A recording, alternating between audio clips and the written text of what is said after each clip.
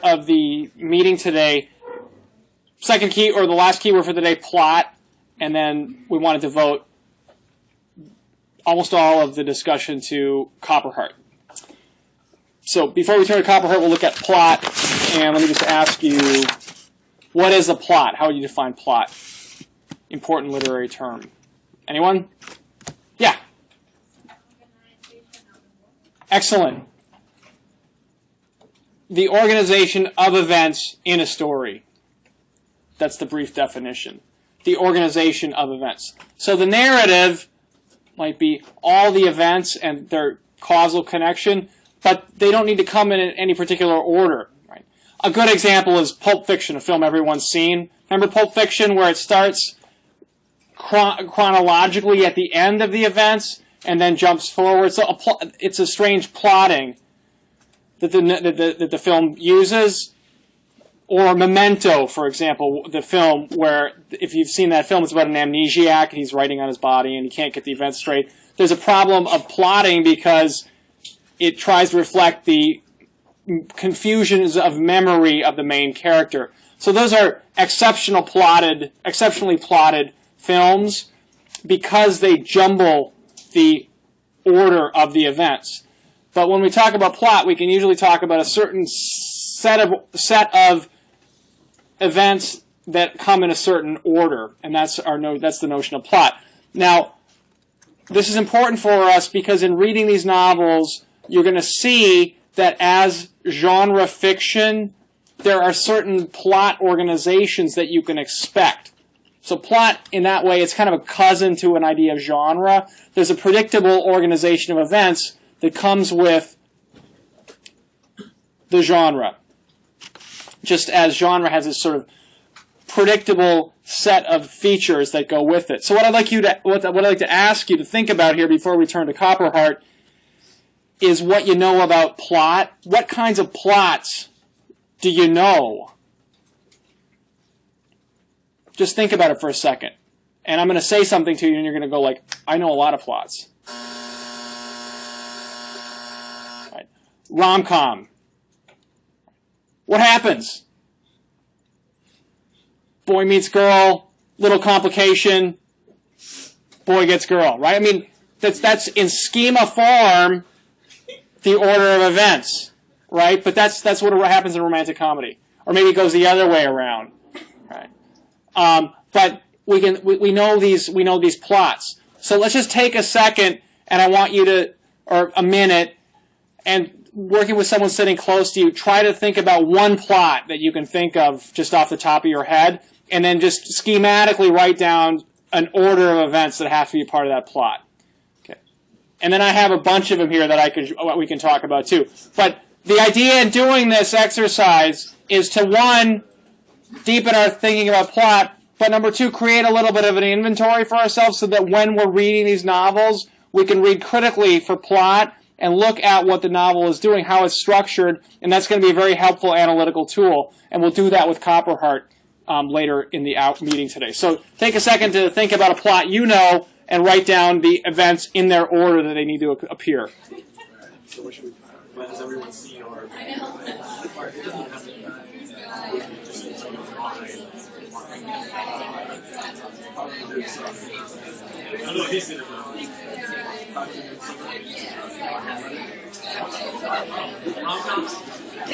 Mass.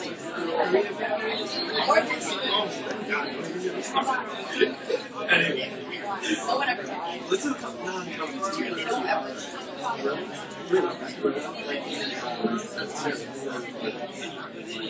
It's kind of on your toes.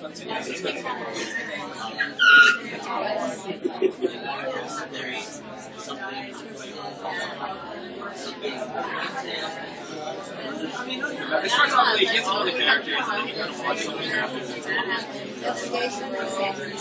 Like you get that shock of like, oh wow. That's where I think the suspense really gets when you feel like connected to the character. And then it's like, oh, something just happened. And then you get over the breath. And the dance. Yeah. That's why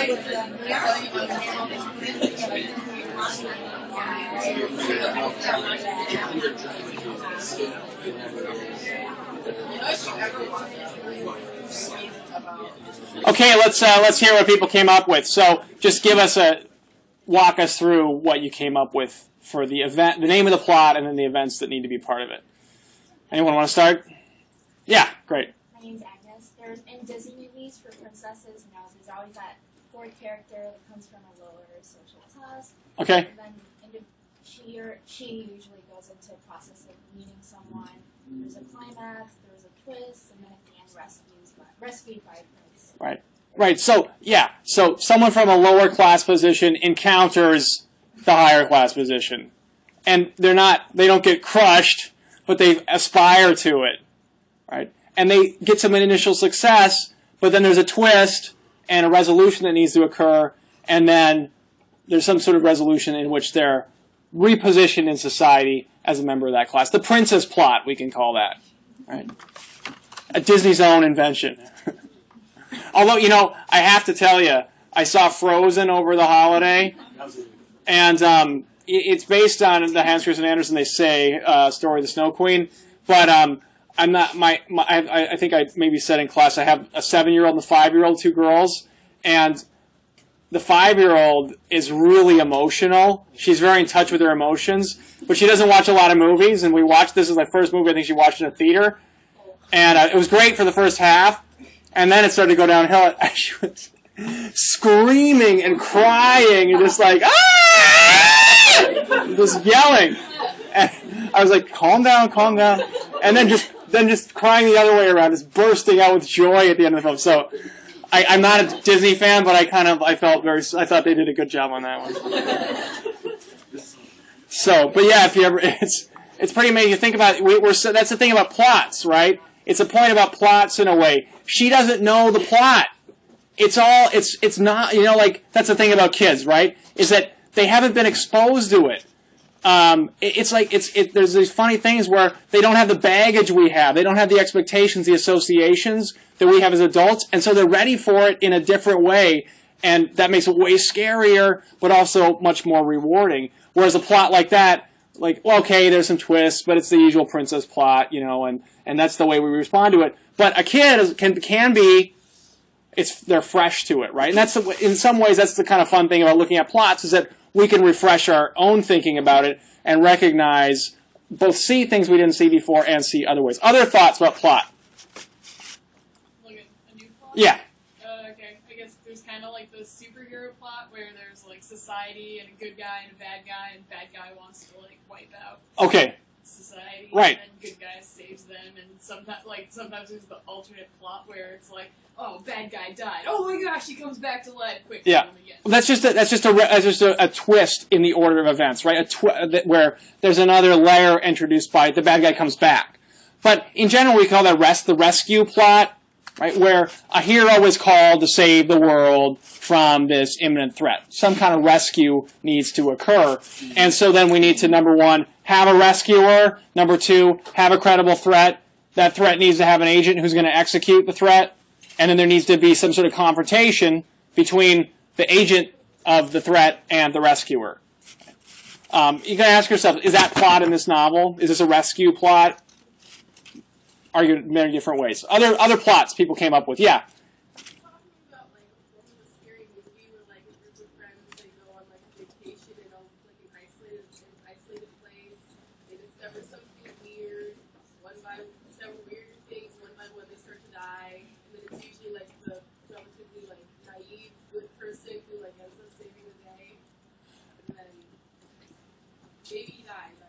The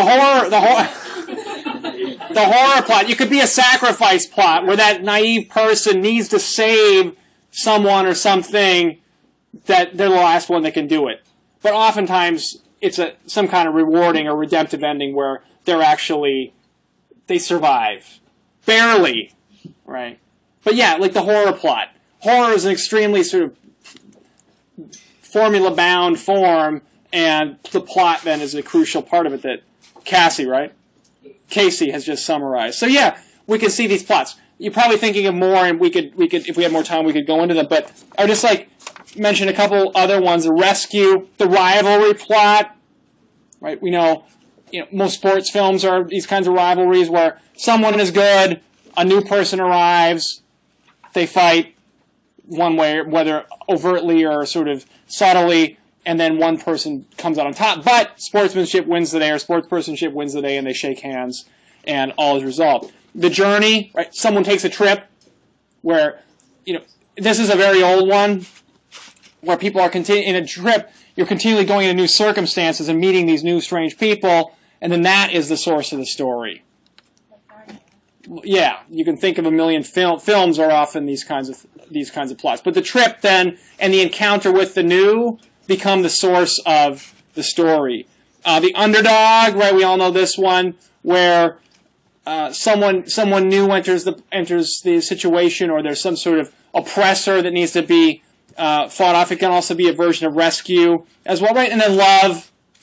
This, girl meets boy, girl loses boy, girl gets boy back, these kinds of things. That's the traditional sort of rom-com one. Loss, sacrifice, lots of stories of sacrifice out there as well. And they can go together, but what I'm arguing for and thinking about plot is thinking in a way where you say, hey, what's going on here? What are the events that need to occur? And then using that to analyze something more structurally. So what I'd like to do now is turn to the novel in the last 40 minutes here.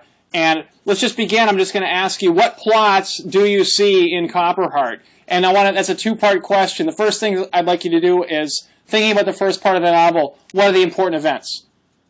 And then number two, the analytical question, what's the plot? Or plots. Obviously, there's more than one.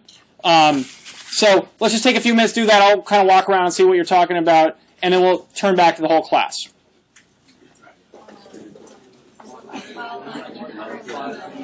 don't know if that is kind of well, no, I think it's more, I think the bigger one is like she's unsure about what to do. And I think another thing too is the reason why she wants to leave is that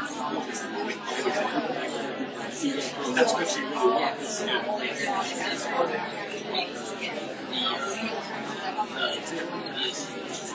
That's why I need to go to break.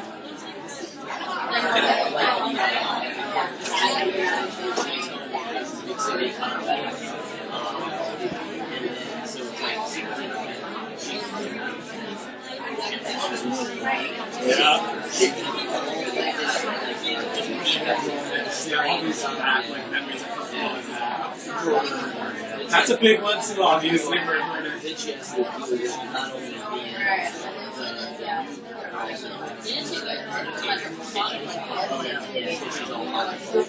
Well, not even that. The sex is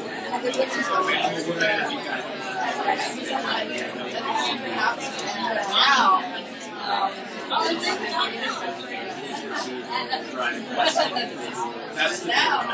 Questioning close people because she knows everything. I remember and they're who is this?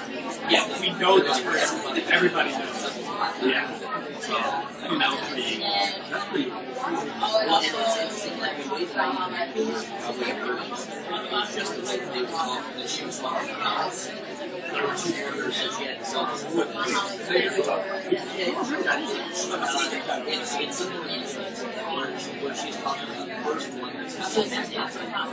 yeah, I remember that. I remember she talked about that's how she met Anthony, right? And so, what she says, you say, oh, it's happening again.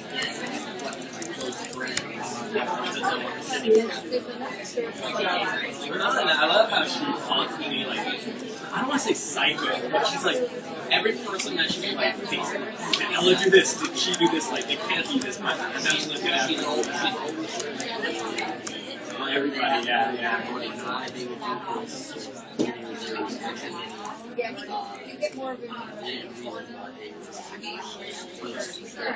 But that's the thing too, though. Okay, I hear people quieting down, people ready to talk up. Okay, well, we'll turn to the novel then. So, what are the main events in the first half of the novel?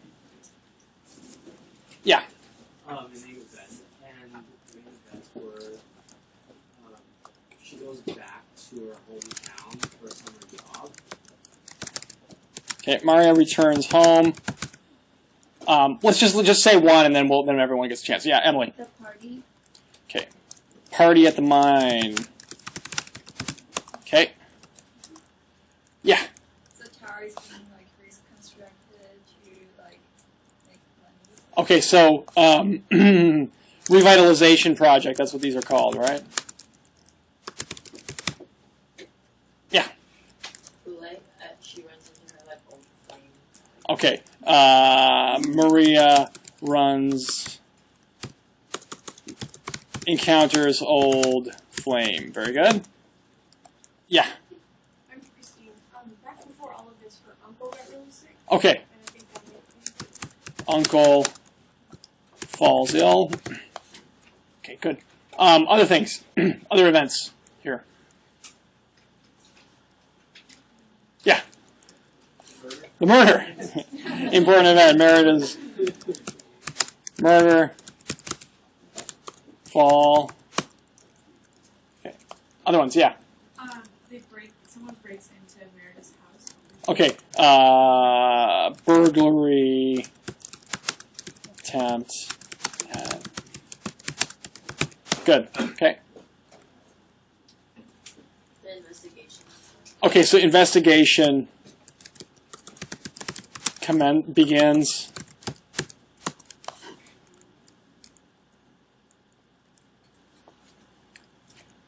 Awesome. Lots of broken up lives and falling apart marriages and affairs. Okay, can I just give us one example? Ella and Maddie. Marriage in crisis. We'll put that. How is that revealed as an event? Does anyone remember? Does she confide? What was that, Christine? Well, the main character doesn't want to get married to begin with, and then when she comes back, she meets Johnny, and he's just got divorced. Okay, so we'll put that. Johnny tells of his divorce. Right. So that you can even say, like, one of the things here is there's a sort of a marriage plot. We think of that as Victorian fiction. Finding the right match is an important part of many novels written during the 19th century. And the families orchestrate many events around finding the match, assessing the match, closing the deal. Here, we have a little bit of a marriage plot where it's told from the first person, but as Christine points out, right from the beginning of the novel, an important event actually is Johnny's, here comes Johnny again, right? And it's this whole thing about, is this the man for me, or am I going to be true blue to Auntie who's over there in Chicago? So that kind of, there's a pretty strong marriage plot, romance plot, whatever. And so getting the events there are important. And one of the things then is that, of course, it's also like, I don't want to get married, and then she looks to these examples of marriage in crisis around her. Other events? Yeah. Reconnecting with old friends, so Jasper and Johnny and With getting the old band together again, right? Literally. Okay. Other ones? Yeah. Merida's fight with her daughter at the party. Okay. Merita, very good. Fights with Annalena at party. Good. What was your name again? Gardar. Gardar. Merida's paintings of the Okay, then that seems to be important as well. Merita's paintings of cave discovered, or cave mine discovered. Yeah. Kirsten, I would say Maria's old partner. Okay. Partner Koivu enters the picture. Yeah, good. I'm sorry, I can't hear what you're saying.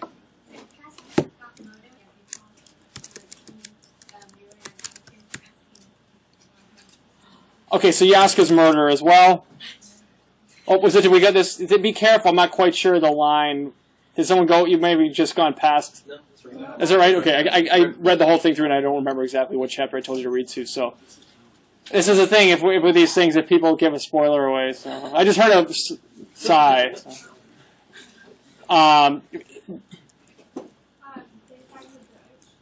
Okay, find the brooch. Actually, what we can do now is find the brooch. Is we can order these up too. Name Ben. Was it a copper heart was missing from? Okay, copper heart earring. Yeah, earring was missing, and then she. I think Maria something. Yeah, like she finds a set of earrings or a copper heart earrings or something on the ground. Not on the ground, but like not at a store, but at.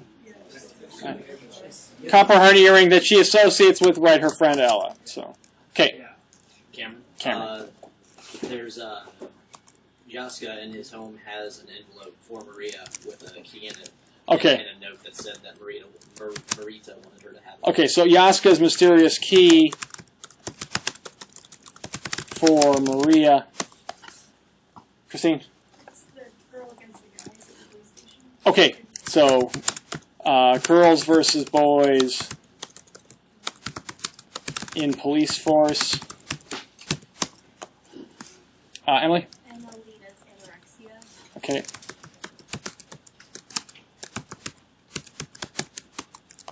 Other things? Yeah. Maria discovering Johnny and Maria's relationship. Okay, Maria discovers affair between Johnny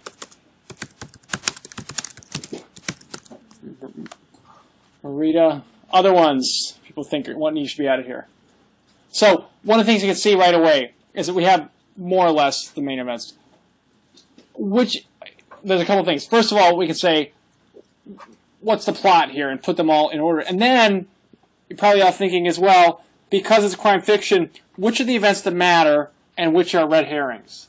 This is, of course, part of the genre, is that the plot is, on the one hand, rigid and important because these novels are usually narrated in a way that makes you ask those key questions. What happened before? What's going to happen next? Why is it going to happen? Right? So these events all resonate in that way. But then, because it's crime fiction, there's a very strong sense of, is this important, or is this a sort of a diversion, a red herring, something that is meant to confuse me on purpose? And of course, that's part of the genre of crime fiction. Taking a look at these events, then,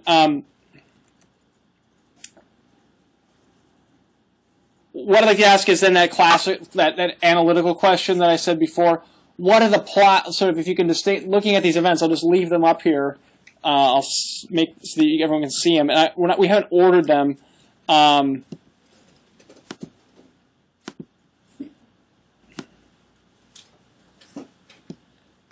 I will put them like that. And what I'd like to do is just, in small groups, then take a few minutes here to discuss what are the plots in the novel. That is, is Annalena a part of the investigation plot? In a way she is, but do you need her there? What's that story about? Okay. Or Auntie and Maria, what is that story about? And try to distinguish between the plots here. There's a couple of them. And then we'll use that to begin the discussion of sort of aspects of the novel in particular. Okay?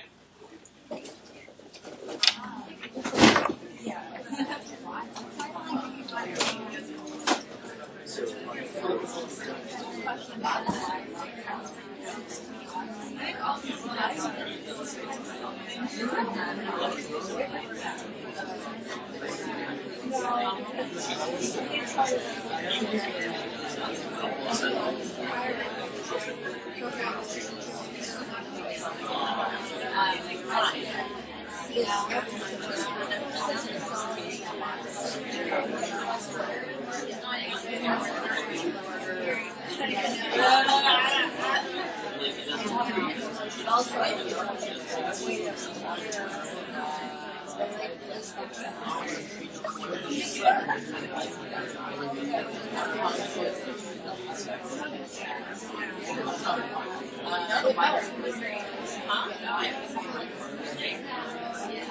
that's just so don't tell me.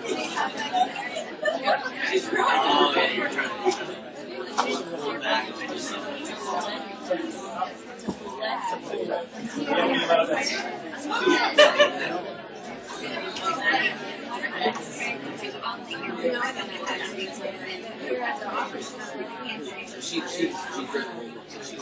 She's trying not to give away.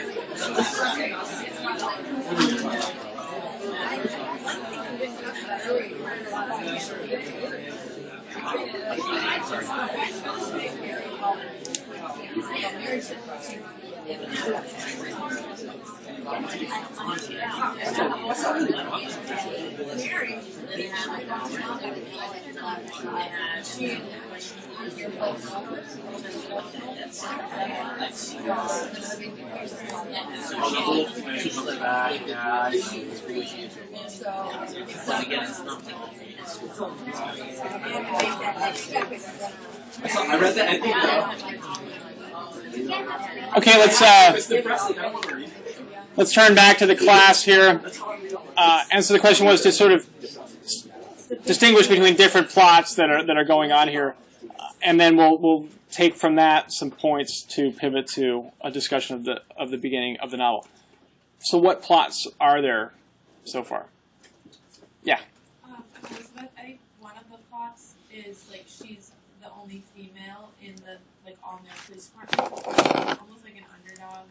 Like no one really thinks that she can actually. Okay, great. Underdog, and that's youth and gender. She's younger than everyone else in the police force, and she's also a woman. And they're all sort of these guys who are used to a male world. And there's a lot of that. There's a lot of reflection sort of on this rural setting where you can say there's a more conservative gender arrangements than she is used to in the city. Okay, so there's the underdog plot. Yeah. Also, maybe like the love triangle. Love triangle plot. And who's a part of the love triangle? Well, it's like Marita with like Johnny and the Kivinen. Yeah. With the I'm sorry. With the you and then you. The Kathleen is a sibling rivalry almost. So Maria and her siblings, so her sisters, all have families, and she doesn't. And then also between Jaska and Marita, whereas one is the famous, successful sibling, the other one had that possibility, but didn't really succeed. And Johnny and his sister. Okay, so Maria and her siblings, Johnny and what's the sister's name? It's his cousin. Cousin's name. Oh, Kaiser, right? And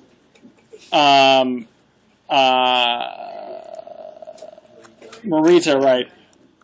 And Yaska. So you can see right away, there's these pairs that get set up that all reflect the same theme.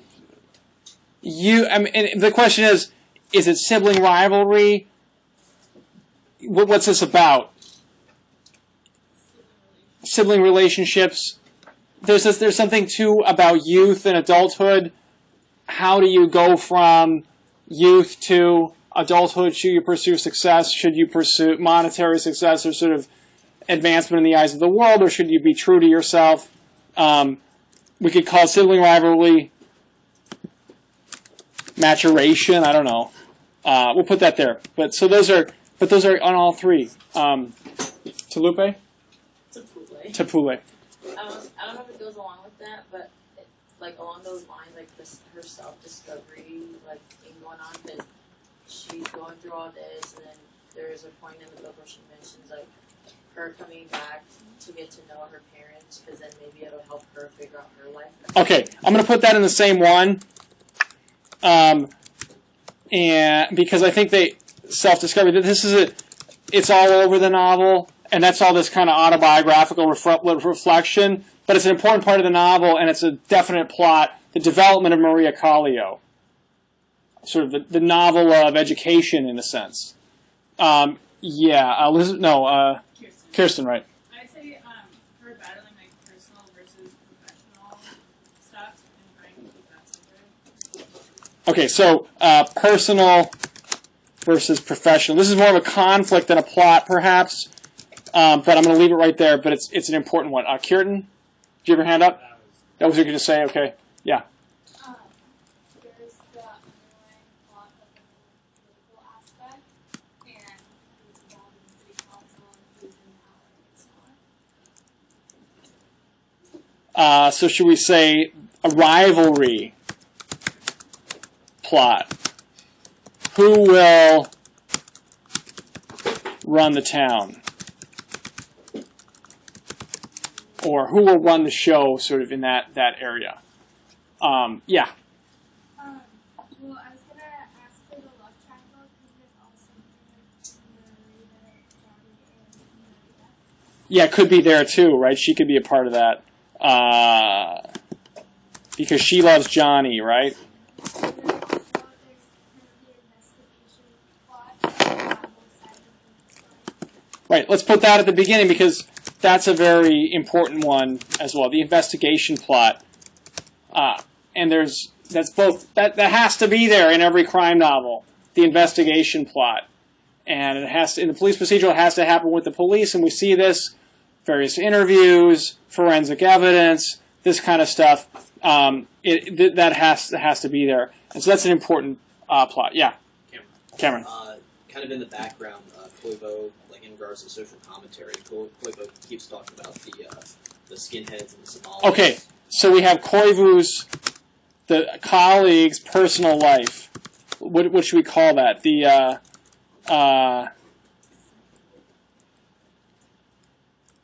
It's almost,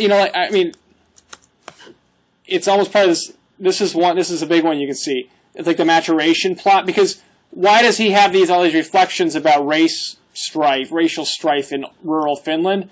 Because he has a girlfriend who is involved in it professionally and then it turns out personally. And so then he starts to reflect on it.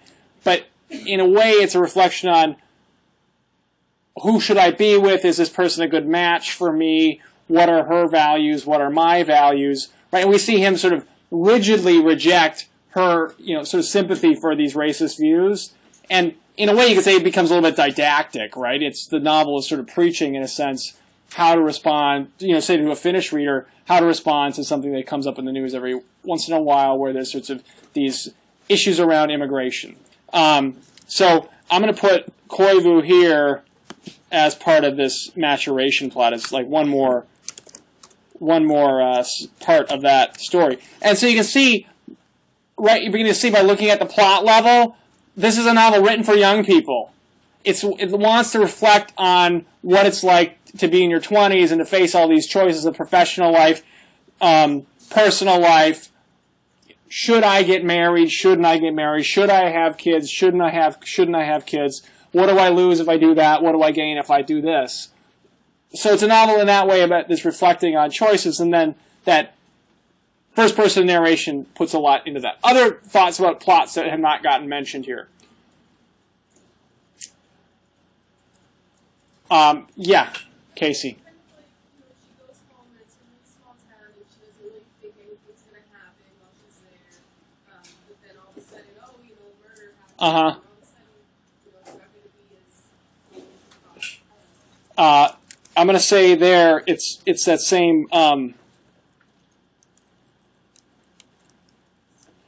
it's almost like that someone comes to town deal, and it's someone a new person coming to town, but an old new person who has these connections. Someone comes to town, which a lot of this stuff could get wrapped up in. So you can see that you can kind of make different cases about how it works, and then you would want to be looking at the events and saying which of the events really get emphasized and which events in the novel get less emphasis. What I'd like to do now is for you to choose either one of the big ones, the investigation, or one of the the sibling rivalry, or one of the plots, and then think about a key element, and then prepare a few comments about it for the class. And that means you can look at some part of that plot. For example, character or setting. So if you look at investigation, you could think, what kind of investigator is Maria? How does she work? How does she find things out? How does she tell the story? Or you could look at this someone comes to town plot, which puts a lot of emphasis on the town. What about the setting? What kind of town is it? What does the novel tell us about where this takes place? How is that important? Another one, the sibling rivalry. Who are the characters? What are the choices? How does the novel structure those choices? And you may say, hey, that's not the way it is. So you get a more critical view. But what I want you to do is choose one of the plots and then focus in on one particular element there and describe it and analyze it, and so that you can share a few comments about that with the class. Okay? Let's take about 5-10 minutes to do that, and then we'll use the rest of the class to hear what people have come up with. About 5 minutes, and that'll leave us time to go through all the different groups.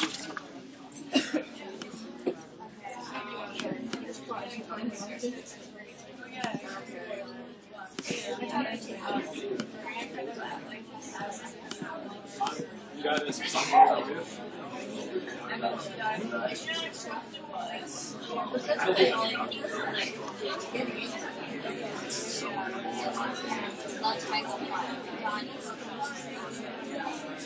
I'm not really described by anything. You know, like it's comics. Anyway, alright, let's look. I think the biggest, obviously, is Anti-Maria. I'm surprised that was on second. Rita, really?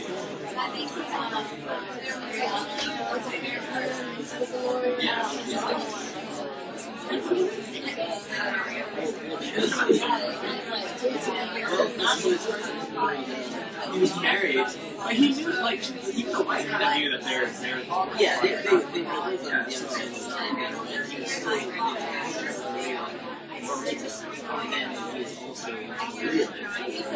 He's all about Rita. He said that he was after the kiss, that time he got to yes. I thought Maria was a hoe. I thought she was a hoe until I got to the part where, who was his name? The guy's name. He was married to Ella. Yeah, they got him. He's like, oh, like, she might seem like she sleeps around, but she never does it with another dude who's taken. And I was like, yeah, She goes through that. yeah. I was like, she's just open with his sexuality. Whatever. I was like, at first, though, I didn't know. I was like, she sounds like a man. Yeah, but she was Which is so good. You feel like if it was just Johnny, that would like, obviously. well, there was I sometimes done it too. Yeah, I'm not like a cousin. Maria's crazy. Not true. see, that's what I was I'm expecting. Yeah, both of them are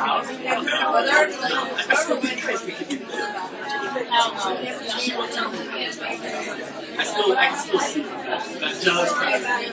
It's feeling it. It's a little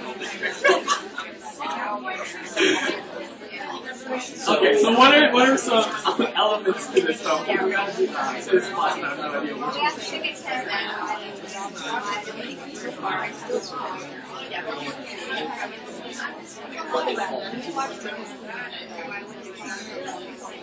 I think Rita would be the best. But she's not like enough time. She's kind of good Yeah, I mean, I think that's what because there's so much to it. That's what I'm trying to say. Yeah, I'm surprised Maria and Tia don't. I think that's the biggest one. And even says like on 5 days, 5 days out of 7 days. Say yes to the marriage. Those other 2 days. That woman, dude, I don't know, man.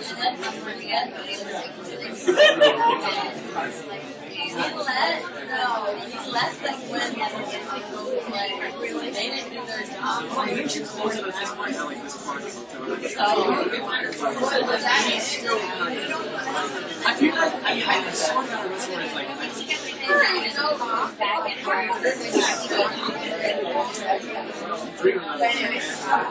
you like someone that much, I feel like that's saying something.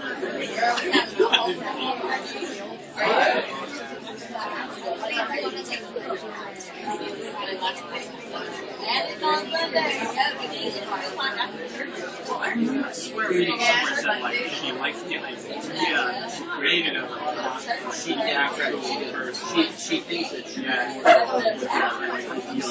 even though she's still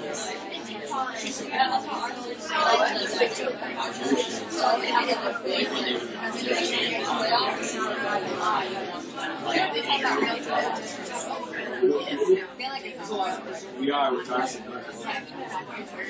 It probably happens. I don't know what to say. Okay, let's turn back a little class. So,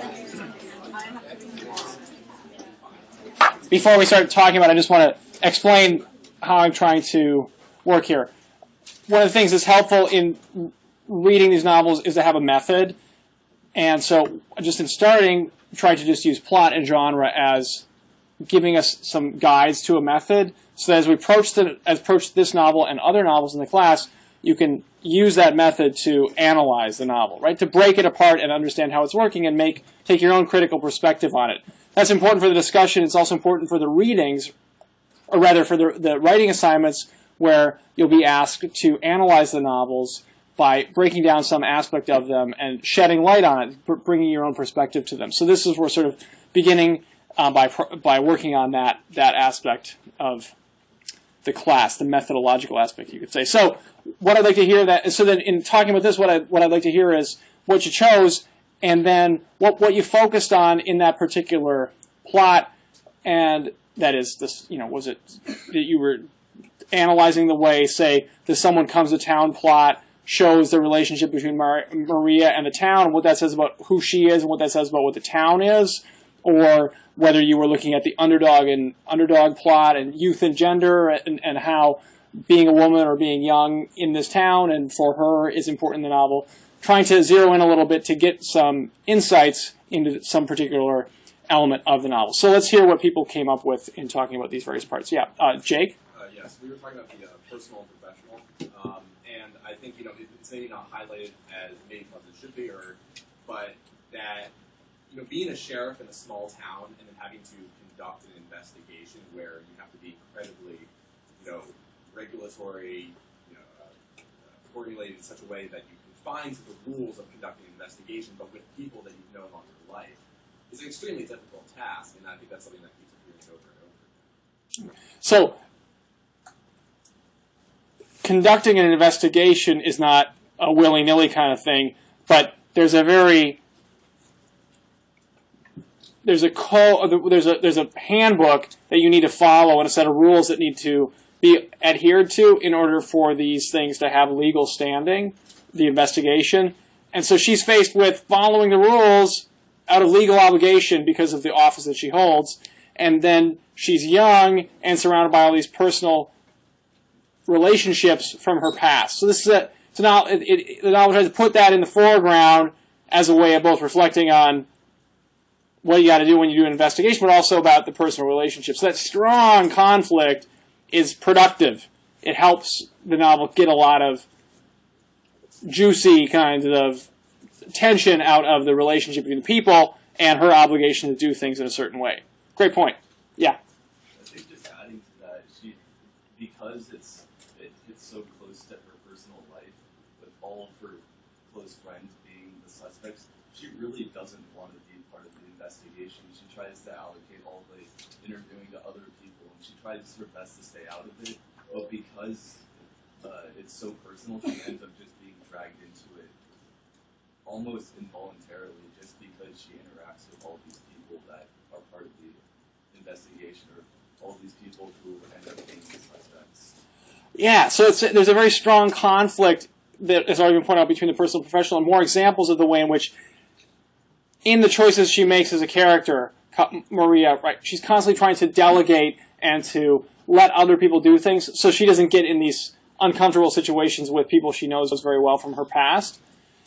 and that that provides a lot of reflection for her, and also a lot of material in the novel. The other thing to think about is that this is and that's part of the reason the novel becomes a novel about youth and adulthood, right? Where this is something. I mean, maybe people have experienced this before, or you'll certainly experience it when you get a job of some kind, and you're no longer you, but you're the person in the job.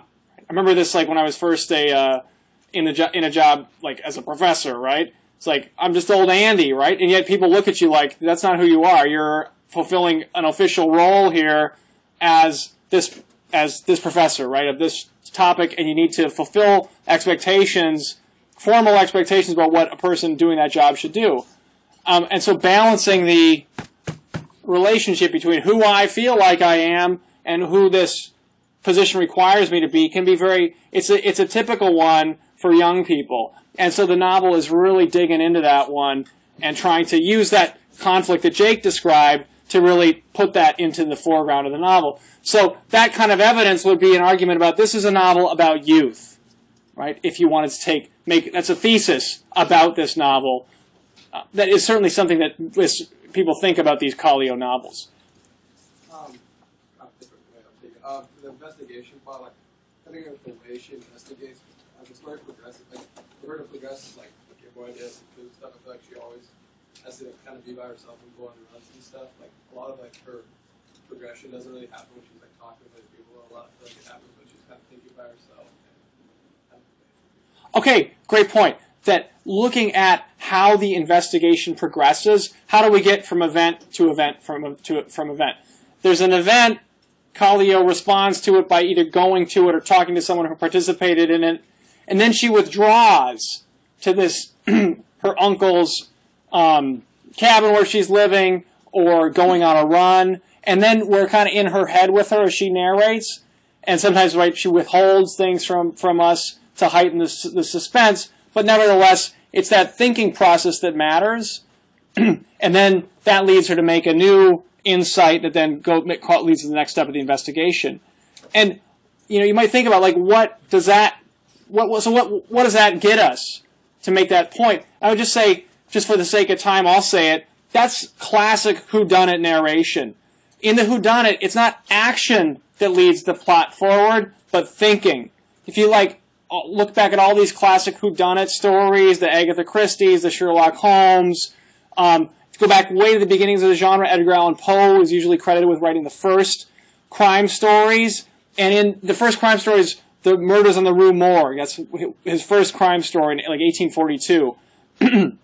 And the investigator, Dupin, it happens in Paris, and it's some sort of crazy thing about a monkey sneaking in through a room or something like that. But you know what he does? He lies in bed and thinks about it, and then, aha, he comes with a solution. Those two stories are called Tales of Ratiocination, thinking, right? And so that kind of thing where Kallio's doing the same thing. She's going off and thinking. This is an aspect of the whodunit subgenre that we see here. So great point.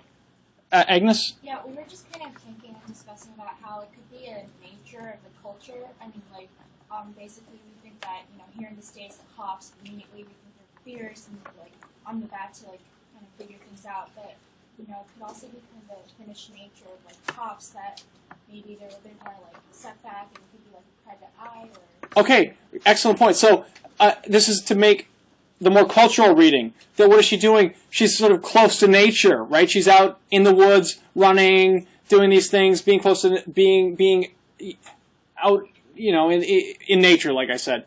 And that's where it comes from. So then we could make a sort of a national or cultural distinction between different kinds of police procedurals. Say, this is a really Finnish police procedural, a Scandinavian police procedural, because look at how the investigation works. When the most important observations about the investigation occur, they're in moments where she's sort of communing with nature, sort of sitting outside, drinking coffee, enjoying the weather, or out running, or by the lake, or all these places of sort of reflection that happen in nature, versus many police procedurals where it's the mean streets and there's fighting and there's sorts of that kind of thing. So there we draw, that's like a cultural reading that makes that kind of thing. So you can see by looking at the elements, you can begin to generate original insights that are kind of theses about the novel. Other ones people came up with. Yeah. Let's hope that someone comes to town plot was part of the underdog, because she's definitely not respected at first. She's young and female, and she's also the outsider of the town. So she's not allowed in the department's baseball, and people treat her with fear and suspicion. But this sort of demonstrates the town's small town mentality and its conservative bubble. But at the same time, she works hard, takes her job really seriously. From all this annoys everyone at first, she's kind of seen as a strict overseer. She eventually builds up respect, and it demonstrates her strong mental fortitude. Yeah, absolutely. A whole set of great points there about how to, showing how someone comes to town plot. It's really the underdog comes to town. That the someone is an underdog, and that then sets the whole thing up as my way versus their way, and then you get a bunch of reflections about that kind of thing. And that's like it's like the Western in a way, right? The new sheriff arrives, and the old network is in crisis then because the sheriff has new ways and makes different demands both on the people, right, and their law-abiding, and on the colleagues that the sheriff works with in the sheriff's office. Any final comments? Anyone want to get a final one in? Okay, we'll conclude here, and then we'll finish the novel and talk about it on Thursday. See you then.